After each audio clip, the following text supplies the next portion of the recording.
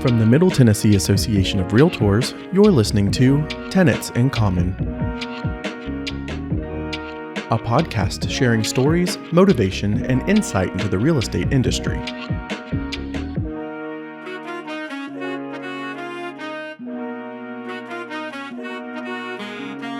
All right, welcome back to another episode of Tenets in Common. My goodness, I am surrounded at a table of presidents, and I feel a little bit underdressed, underprepared. This is Steve, and I'm here with President Christopher Wilson. Yes, sir. Oh my goodness, and we have special guests here, vessels of knowledge. Immediate past president, Robert Morris. Hello, good morning. Instructor extraordinaire, but if you try to teach me anything today, I swear I might shoot something. I know. And then the immediate past president past him was Greg Myers. Yeah, welcome guys. Thank you so much. So the great news that we're unveiling to the membership, and anyone that's been to our building in the last little bit, has noticed this parcel of land in the back. Yes. And we've uncovered some dirt. A little bit. Bill Jakes was not impressed. He said, it's red dirt. I don't want to come see you. Because, in our prior episodes of Tenets in Common, he came through and he was talking about this being a Civil War kind of encampment area. And he was really excited. And he saw the dirt and he was like, nothing's there. So I'm a little bit sad. But this will be a good moment to unveil our plans to our membership of what's going on. Yes. So that's why we have Robert and Greg here. We're going to talk about this. Has actually been a process that has been in the works for, this will be the fourth year now. And we are building an 8,800 square foot event center at the back of our property that will be a benefit to the membership in both our events and activities, as well as our community outreach programs like early voting and different other things that we participate in. And then in addition to that, as a rental property, because as we've been preaching, it's time for us to practice what we preach and own our investment real estate. Mm-hmm. So this all started 4 years ago. Was that the Myers administration? I don't know that I would call it that. We were all serving together at the time, and so basically, first of all, we really need to go back before that, because this wouldn't have happened if previous administrations, boards, and members hadn't paid off the building and put us in a great financial position. Absolutely. And, we don't want to overlook that, because there's some great sacrifices made to do that. But, we had the building paid off, we had some, cash in the bank, and so we were in a pretty good spot financially. And we were looking at the building, and much like you would look at your house and say, okay, I've got this asset here, how do we maintain it? But not only that, but how do we improve it? And we started looking at the needs and the costs. We put a task force together. Robert was on the task force, headed that up. And you may talk a little bit about that, some of the findings, but that was brought back to the board. So this was not a quick process at all. A lot of fact finding, and but I wanted to point out that the previous administrations had brought us to that point. Mm-hmm. Absolutely. Yeah. So what made it good as well is that we did surveys of the membership, and the membership, as a lot of the associations across the state were retooling and redoing their buildings and so forth, and we started having suggestions, and our membership was wanting or desiring us to do some updates, some upgrades that we had. And I can proudly say all of our administrations, we listened to what our members said. So we put the task force together, as Greg said, and we came and presented some information to the directors.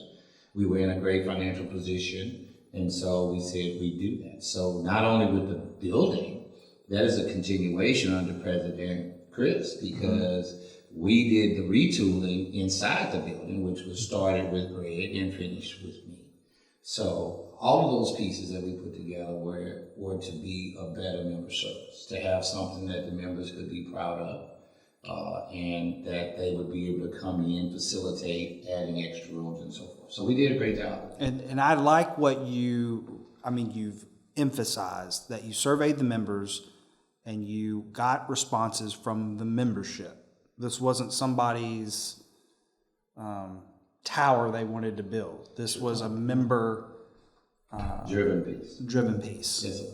And it was also this room that we're sitting in, and so anybody who's been around for a while can remember this boardroom at one point in time was part of a much larger, bifurcated room that we had that was a rental piece for us. We'd have churches and wedding parties and different things like that would rent the facility from us. And when we started the initial thought of the interior building remodel, which was needed, and the membership was in very high agreement to that, it triggered the need to do something in addition to that because of the loss of the rental aspect of our current building, because the way we set it up now was really much more geared towards member benefit, member use than rental property. Along with that, and I know Robert can probably speak to this, more as we expand our education, which you've done a great job on, by the way. Yeah. But as we expanded our education services and bringing classes in here, we wanted to bring higher level classes, speakers, which we have a number of great speakers, now, and instructors, coming in. You have to have the facility that that can provide that, and our training center right now is light years ahead of where it was. And our technology center, even being able to do what we're doing today, we couldn't do in our old facility. We didn't have the setup for it yet. So there's 8,800 square feet. So realistically, inside, what is the expectation of how many cheeks in the seats?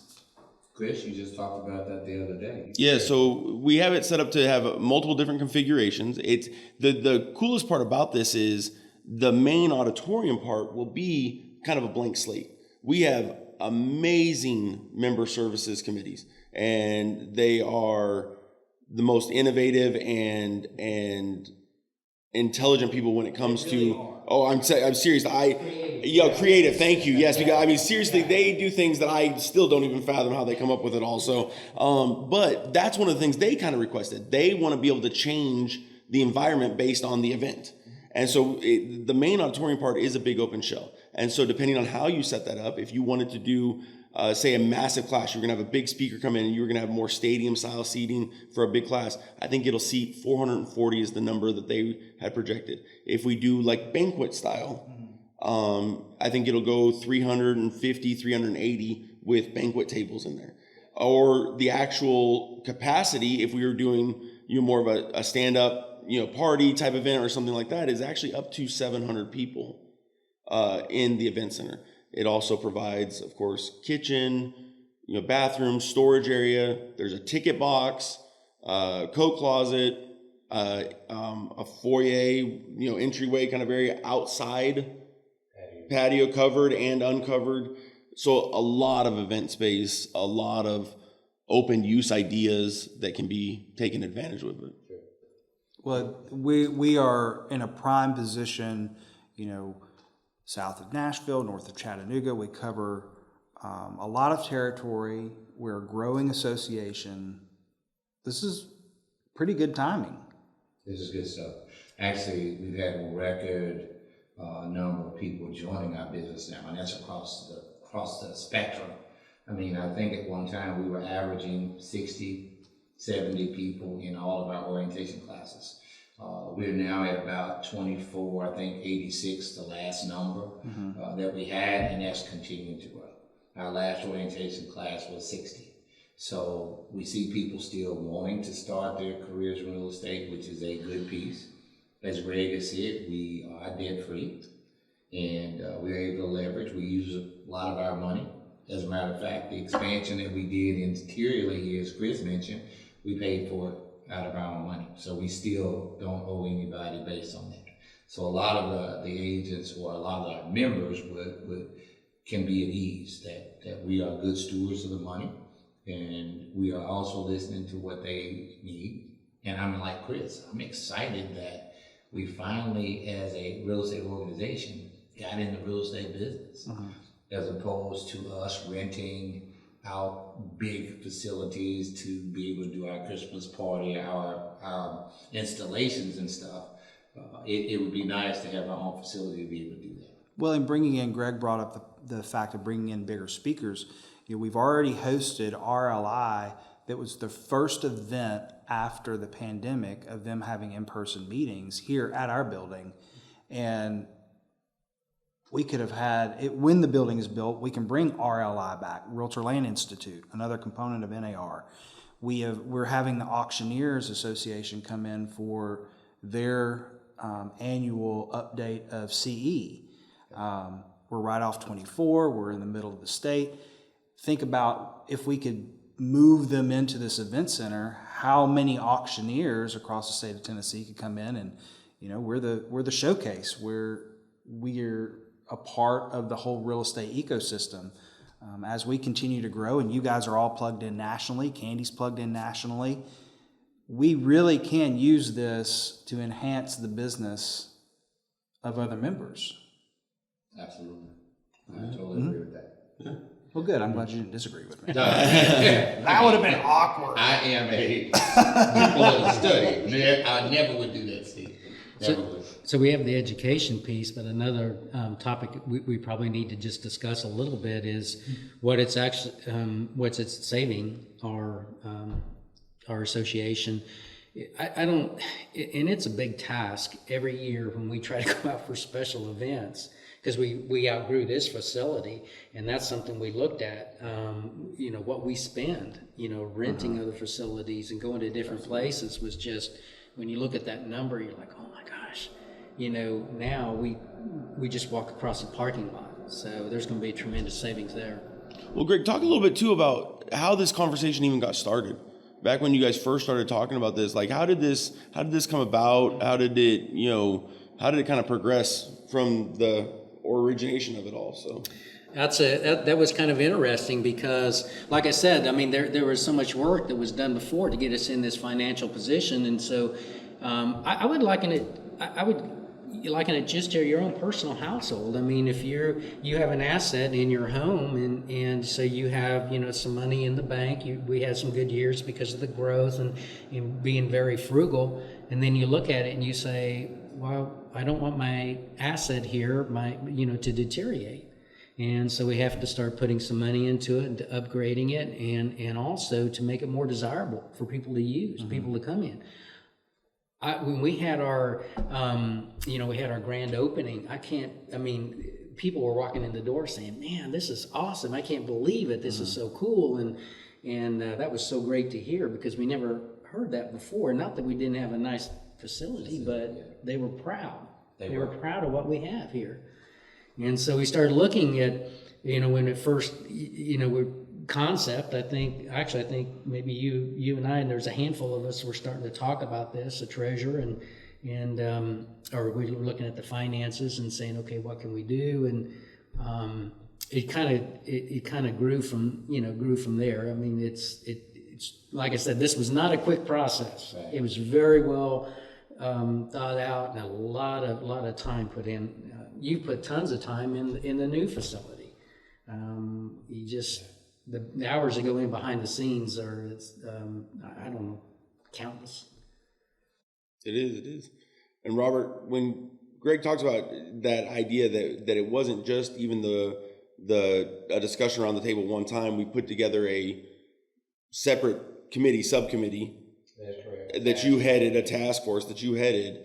Explain that process a little bit. Explain kind of some of what you guys went into, what you guys looked at in a little bit more depth. And obviously we know the membership polling and things like that, but what other things were talked about? How did that work? Sure. What I was given the task under the leadership of President Greg to be able to head up a task force based on that. And those agents, we had agents who visited other facilities. Mm-hmm. As you know, most of you may know if you visited any, most of the major associations in our state have upgraded. Mm-hmm. I mean, tremendously. Nashville, Chattanooga, Knoxville, Memphis. And Memphis looks great. They look great. And so our members visiting other places was a big input as to how the facility had been redone and the use of the facility for the members themselves. So they were able to bring back, as far as decor, as far as layout, use of the area that we needed. And what we found is that we didn't have any breakout separate conference room areas that a member could come and maybe do some work here at the association.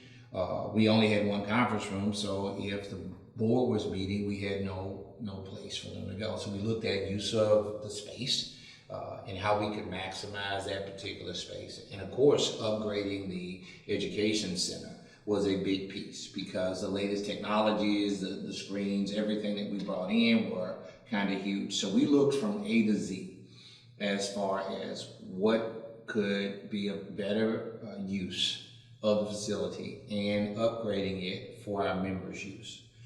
So all of those people fanned out. They brought back feedback, they brought back information, even asking some of the members at large, just what would you like to see? What do you think?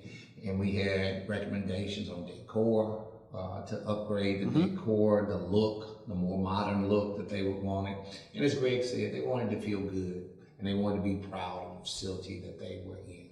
So taking all of that in consideration from the PAC or the task force is how we move forward. And we were able to pass that information on to Greg and then the board of directors and move forward with that. So we had really good intel as to what the members wanted, what our so-called competition was across the state, and what we would like to do functionally. So, and I'm hoping that everybody is happy with the product that we came out with. We thought we did pretty good. I have been to every association in Tennessee, and they all have lovely areas. I'm most proud of ours. I am. I'm most proud of ours. I like the process that you guys went through, the membership. I like the current look of our building. I'm proud of it. Very proud of it. I like most that it's paid for. All right. Yeah.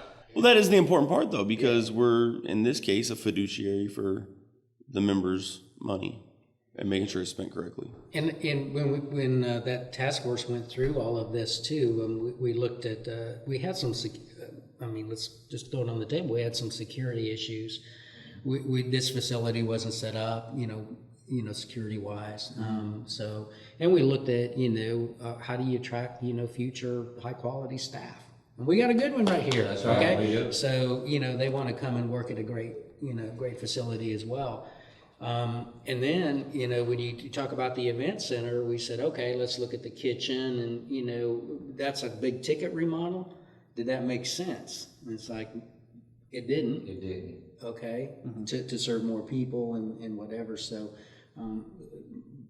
task force did a wonderful job. Robert's, he headed up and did a great job. There wasn't a stone left unturned. And then when we're talking about the back event center, to give everybody a little perspective on that, we got our first draft from our original architect in 2020. I think it was June or July of 2020. 2020. Yeah. And we just are now breaking ground. Yeah. And that's not from, as Candy would say, a lack of me pestering and pushing. So I think she's as relieved to break ground just so I'll stop calling, wondering when they're going to let us go and do it. But it is a long process. And another part about that is all of that process, all of the architectural work, the engineering work, the original planning work, all of that's been done, still zero debt. And, and we will be debt free until we take our first construction draw on the new building in the back. And, so it's going to be a process. We're very, very hopeful that we can actually have a Christmas party in there. We'd have to push it back a couple weeks from when we normally do, but that is definitely being looked at. We have backup plans for it. But that is kind of the hope right now, is that we would be able to do that and kind of let that be, which is one of our premier events at the association. It's one of our most highly attended events. So let that be the unveiling of it. But that being said, too, if people want to see some of the selections that are made, they're in the front lobby of the association. We have the brick selections and the metal roofing and some of the other features that are in there that people can see. And once again, our member services group was highly involved in the decorative selections of the interior remodel, and we're going to follow that concept through with the back building. And we've got a great construction company that's managing that project for us, and I think it's going to end up being actually one of the only ones in the country. I think we will be one of the only associations in the country that has our own independent event center. So with that, talk just a little bit about, because I know we had thrown out some ideas. I don't, probably most people don't realize how much this building is used outside of, we think it's just for us, Realtors, but we use it for far more than that. I mean, we do service to the community and offer that. What about, using, what do you see as far as being able to offer it to for other things other than? Well, I know one of the big ones that is kind of one of our community involvement aspects is being a voting precinct. There you go. So every year we do early voting, as we just finished up, and then we also do, when they have the actual vote, we'll be a precinct for that as well. And I know one of the things Candy has been very excited about is the opportunity to allow them to set up back there. It gives them more space, obviously, a much greater space to shorten and expedite the lines that take place and things like that. So they're excited about that. But then there are other aspects too. We do a lot of the giveaway things through our Meals on Wheels and Veterans Home and things like that. So staging areas for putting the bags together. I mean, there's a lot of times where we're trying to cram a bunch of volunteers and a bunch of materials into a place just to be able to set up bags or do things like that. So it's just going to give a much more expanded space for those involvements. And then with zero advertising, we shut down rental availability on anything in the association almost a year and a half ago now, and have been turning people down. But already this year, with zero advertising, the amount of influx and calls about asking when we're going to be available to rent again has increased dramatically. And that is one of the ultimate goals with this, is to have it be a revenue stream for the membership of the association and allow that revenue to benefit the membership of our association, whether that's through greater product services, offerings, educational, and hopefully one day even to the point of furthering the investment portfolio of the association. Greg, Robert, myself have talked about that numerous times. We're hoping that this is not the last investment that we make into, income producing real estate. Particularly in the community. It's needed. I mean, we're growing so rapidly here, and we only have 3 or 4 locations that can actually accommodate. I mean, places like we've gone, the Grove, Embassy Suites, those kinds of places. So we are in need of a facility like we are looking to construct. So I have no doubt that we're going to have cases where we'll have to turn people away because of the interest that will be generated from having this. And again, I think it's just wonderful that we as realtors are investing in what we tell people about, which is our real estate. Yes, we invest in this building, it's paid for, our land is paid for, but we mean what additionally would we have? And I think that the event center is a critical piece, not only in saving us on our major events, but also being an attractive piece for others who would want to come and rent a facility. So, I feel real comfortable with the decisions made, and we are, as you say, good stewards of the money. So we understand that piece as well. So I believe that with the leadership team, our association's in good hands. One thing that I'm not real certain about, I'd heard there's going to be like a Planet Hollywood theme museum. So we're going to have one of your motorcycles on display. We're going to have like your presidential suit, Greg. Chris, what are you leaving as people can come see? No, I'm going to ride his motorcycle. Okay. I'm just kidding. There's no Planet Hollywood coming in this event center. But we are going to take one of Robert's motorcycles. And going through the the ceiling, you know, on a chain, like in Las Vegas. Oh, I'm sure it can be handled by like a fishing string. It'll be okay. Okay. All right. All right. Okay. Robert's like, I'm done with this conversation already. So I had to throw in a little weirdness. I know. Yeah. I know. But no, it's going to be a fun event. It's going to be a chaotic next few months. So if you are here at the association or you do stop by, know that there may be times that you're going to be limited. I know I've talked to Candy, and we're going to try to set up some times that if at certain points where it's appropriate and safe, if people want to tour the construction site, they would be able to. And we'll do those kind of things. But we want people to be involved. We want people to be excited about it, about the potential and the use for it. And like Greg said, the truth is it's going to be available for so many things that we probably haven't even figured out the things that we're going to use it for yet. Because the truth is we haven't had the availability. But now that people know that what we have on the horizon, I imagine the amount of community outreach and service projects that we will be able to accommodate, which is a big push for our association, is knowing what we can do in the community. That's a big push for what, you know, the Realtor brand actually is being an asset and a reliable resource for your community. So I think the options are endless in all reality. I would agree. That's good you did. See, he knows I'll argue with him if he doesn't. So, any other questions about it? No, I've had my sarcastic input, which, I was dying to do. I mean, I understand. I could feel it coming. Completely get it. Just oozing. Yes, out. Yeah. yes. But I'm very proud of this building, and I appreciate you gentlemen and everyone on the task force that have really painstakingly gone through it and budgeting for it and making sure the numbers work and seeing the vision. From a staff perspective, what you've done makes coming to work great. Yeah. Awesome. Well, we appreciate what you all do as staff. Tyler's behind the scenes here today, and he's one of the best in the industry. The guy's amazing with what you do. He's all right. What you do, and So of course, Miss Candy, everybody else behind the We scenes. have the best in the business. Tyler and I are most happy with the voting that we don't have to show up at 10 o'clock at night to flip the room.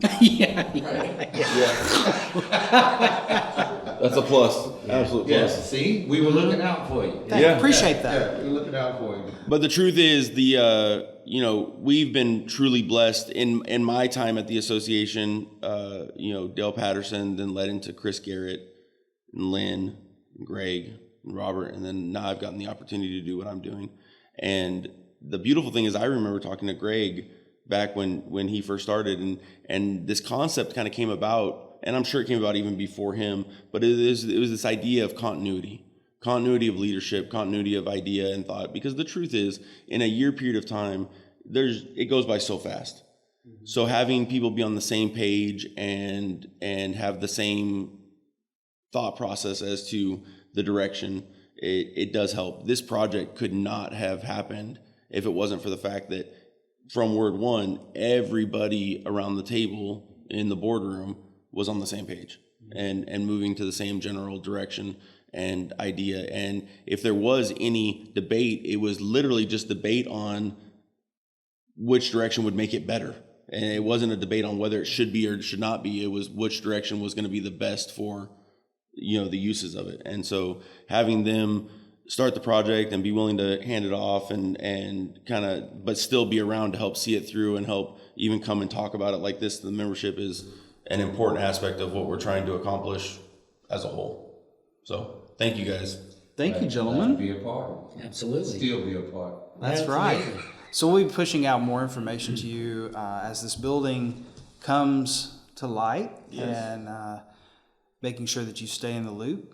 I don't have anything else. Do you guys have anything else? No, construction will start Monday, so we're good to go. So, this will be releasing Monday. So I guess the day that this is releasing, construction is starting. So yeah, there we go. All right. Well, this has been another fun episode of Tenets in Common. We hope that you continue to listen, and we'll see you at MTAR soon. Thank you for listening to Tenets in Common. Find out more about the association and upcoming events at www.mtar.org and follow us on Facebook, Twitter, and Instagram at MidTN Realtors. Duplication or publication of this podcast is strictly prohibited without the written consent of the Middle Tennessee Association of Realtors. Until